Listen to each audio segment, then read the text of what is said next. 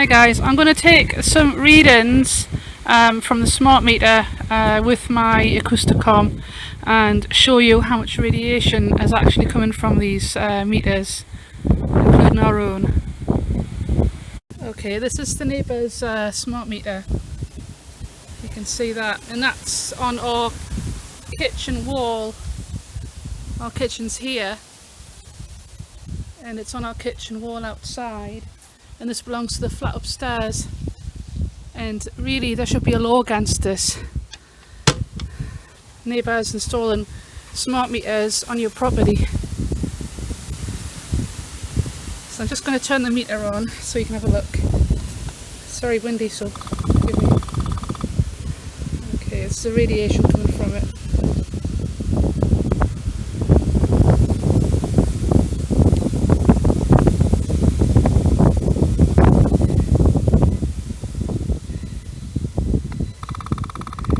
See that?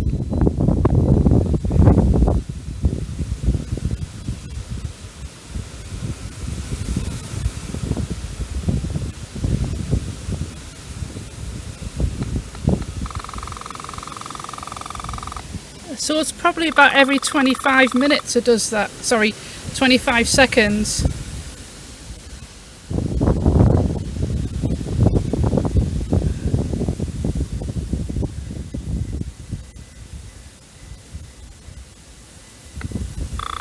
There you go. That's 6,000 millivolts per meter squared.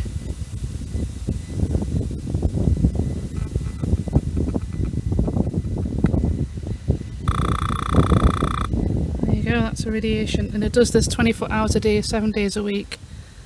Very, very toxic. So I'll just shut that. Shut it properly. Yep, shut. Now this is ours, and according to British Gas, well,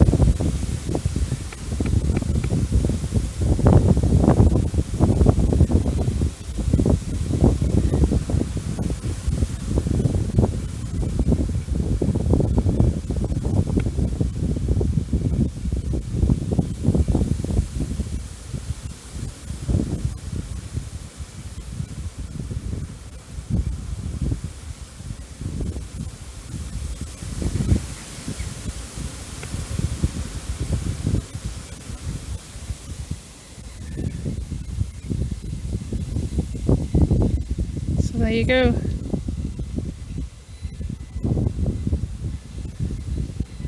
And this is not meant to be a smart meter, but it's still pulsing radiation.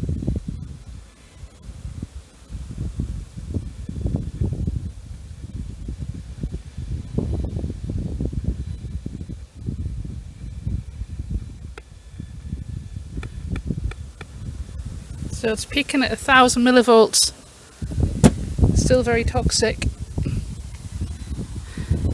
Right, you've just seen a video there of the smart meters outside of our kitchen wall, and this is our kitchen here. I'll just put the light on.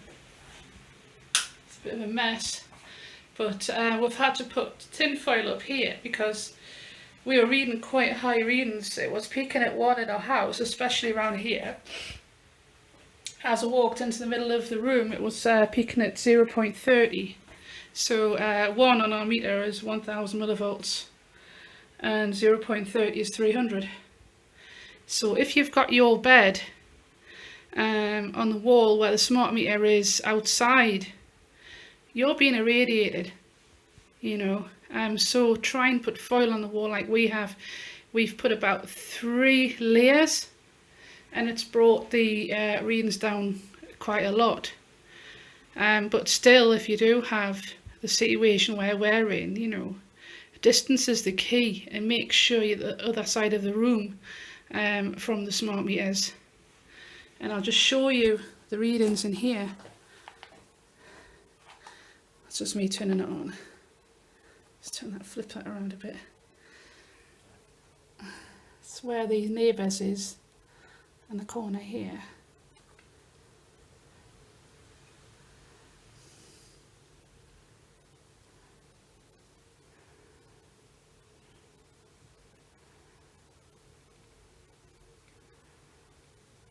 It's got to be a bit patient.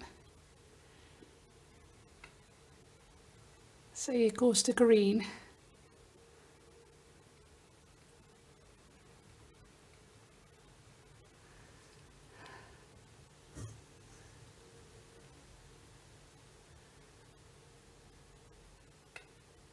There.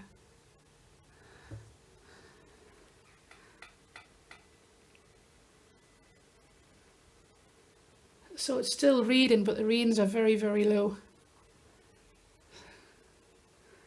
This is where ours is.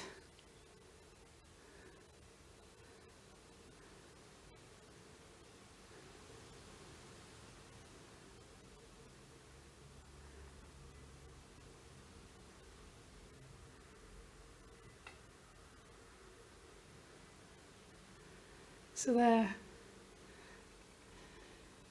I had put foil up beforehand. I put 1 layer up as an experiment, and I thought that the readings were very low, but I did further investigation and found that the readings were still quite significantly high. So about a week or so ago, the half put an extra few layers on foil on the wall, and he did a bigger part as well. So it's up there, down to the bench there, and that's brought the readings down to safer levels. So all we used was cheap bakel foil.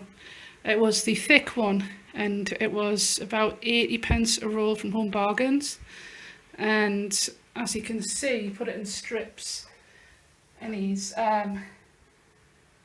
made sure every single edge is overlapped, so it forms a complete covering. And he's gone behind the benches, the unit as well. And that's how he's done that. So give it a try anyway, and really what you need to do is buy a meter. I mean, the Acusta meter goes up to 8 gigahertz, as you can see here.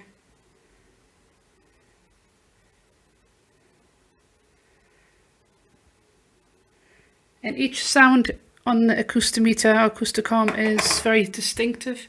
You'll soon pick up what the sounds mean. I might put an explanation under this video, I'm not sure, but yeah. Research Acusta meter, Acusticom 2. There's quite a lot of videos. Look at ours as well, and ours was about £160, and when I checked about 2 or 3 weeks later, I had gone right down to, well, 140 and 120.